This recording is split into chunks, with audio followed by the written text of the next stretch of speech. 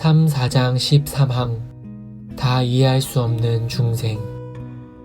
이 세상에서 신자들은 하나님께서 이 사역을 행하시는 방식을 다 이해할 수 없다.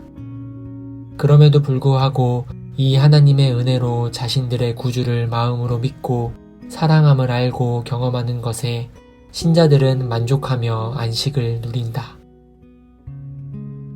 구원은 삼위일체 하나님을 영화롭게 합니다. 물론 죄인은 이것을 즉시 보지는 못합니다. 처음에는 그렇게 즐겁지 않습니다. 그리스도께서 어떻게 저와 상관하시나요? 하고 묻습니다.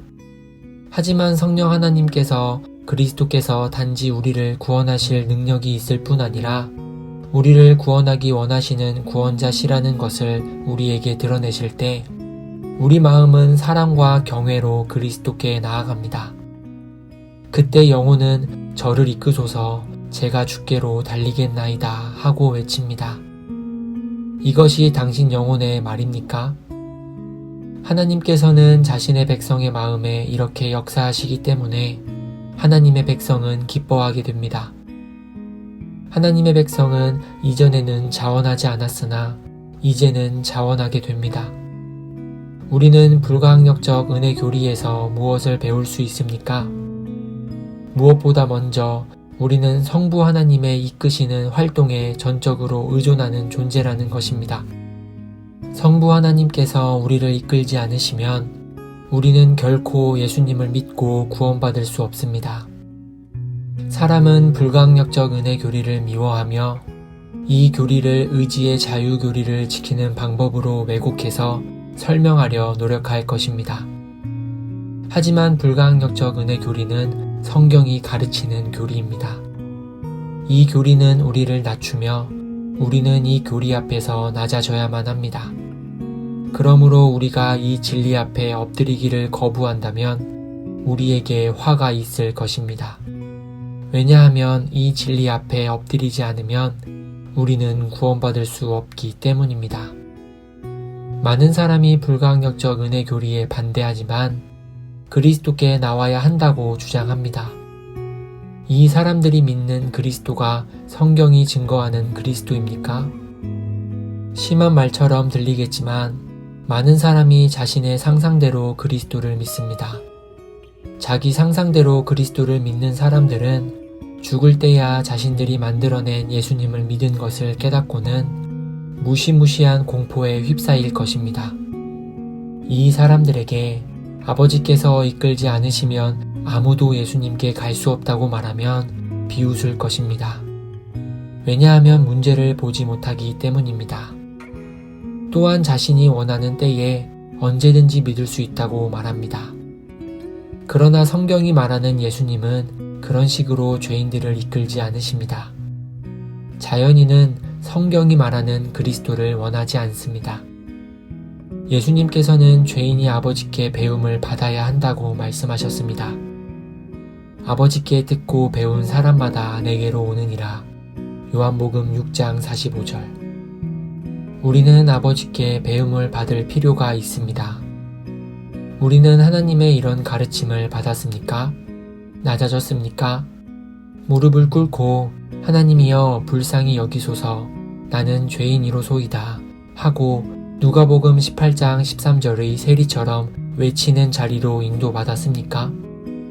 하나님의 가르침의 결과로 그리스도께 이끌림 받았습니까? 이런 결과가 있어야 합니다. 예수님께서 말씀하셨습니다. 아버지께서 내게 주시는 자는 다 내게로 올 것이요. 요한복음 6장 37절. 우리 경험 가운데 분명하지 못한 것들이 많이 있을 것입니다. 많은 질문이 있을 수 있습니다. 아마 제가 저의 죄악된 상태를 충분히 느끼는 걸까요? 하고 궁금해할 수 있습니다. 하지만 가장 중요한 질문은 내게 그리스도가 필요한가입니다. 그리스도를 사랑하는 것을 느끼고 있는지, 그리스도를 바라는지, 그리스도 없이 살 수 있는지 등 이런 것들은 아들에게로 이끄심을 받은 사람들의 증거들입니다. 이런 질문을 한다면 그리스도는 당신에게 존귀하신 분입니다. 하나님의 자녀여, 당신의 삶에서 그리스도를 알지만 그리스도가 당신에게 그리 큰 의미는 아닐 때가 있었습니다. 하지만 성령 하나님께서 역사하기 시작하시고 당신에게 구원하시는 방식으로 그리스도를 나타내셔서 이제 그리스도는 당신에게 존귀한 분이 되셨습니다. 이것이 구원입니다. 이것이 바로 아버지께서 당신을 아들에게로 이끄셨다는 증거입니다. 그리스도를 바라보는 우리의 눈을 가리는 것들, 즉 세상의 것들과 일상의 염려들이 너무 많습니다. 우리는 이것을 회개하고 주님께 고백해야 합니다. 당신이 사도 베드로와 함께 주님, 모든 것을 아시오매 내가 주님을 사랑하는 줄을 주님께서 아시나이다 하고 요한복음 21장 17절과 같이 말할 수 있다면 아버지께서 당신을 아들에게로 인도하신 것을 확신하고 안식을 얻어도 될 가능성이 높습니다. 두려움과 의심과 여전히 너무 많은 죄, 주님께 불순종하려는 마음이 때로 있습니다. 그런 마음을 가지고는 평화로울 수 없음에도 그러합니다. 참 신자도 죄를 범합니다. 하지만 참 신자는 자신의 죄를 뉘우칩니다. 그리고 죄에서 건져내 주시기를 부르짖습니다. 참 신자는 오 주님, 저를 죄와 저 자신에게서 건지소서. 제가 행할 주님의 뜻을 가르치시오며 주께서 저로 하여금 주님의 길로 기꺼이 걷도록 해주소서.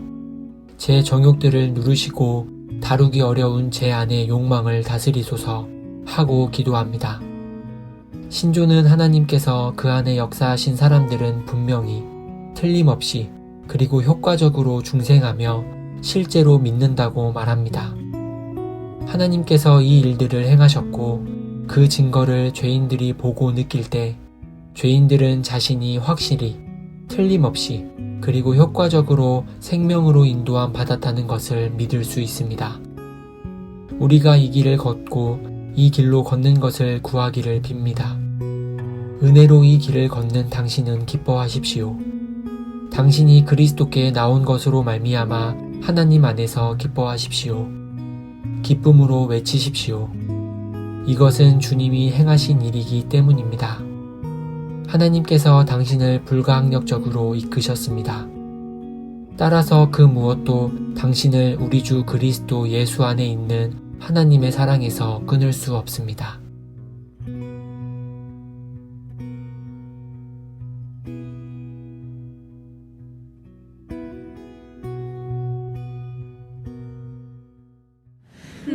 너희 만민들아 손바닥을 치고 즐거운 소리로 하나님께 외칠지어다. 지존하신 여호와는 어미하시고